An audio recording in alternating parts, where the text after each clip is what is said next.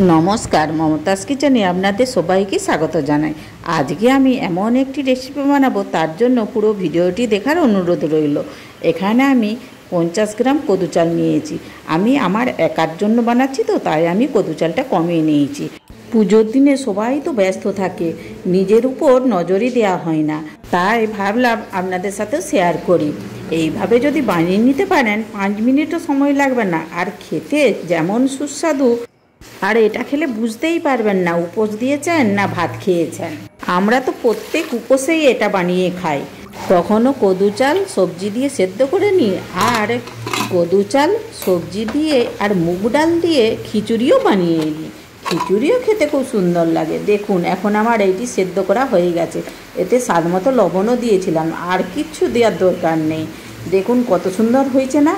এইভাবে আপনারা বানিয়ে খেতে পারেন। আর এর সাথে যদি লঙ্কা তেল করে আলু ভাতে থাকে, দেখুন আমি এখানে আলু ভাতেও বানিয়েছি, আর একটু বাটি পোস্তও বানিয়েছি। বাটির পোস্তটাও দারুণ লাগে, কাঁচা লঙ্কা দিয়ে বাটি পোস্ত।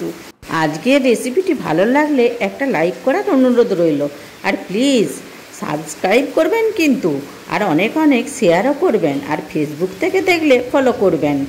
আবার দেখা হবে নতুন কিছু রেসিপির ভিডিও নিয়ে মমতাজ কিচেনে। আপনারা ভালো থাকবেন, ধন্যবাদ।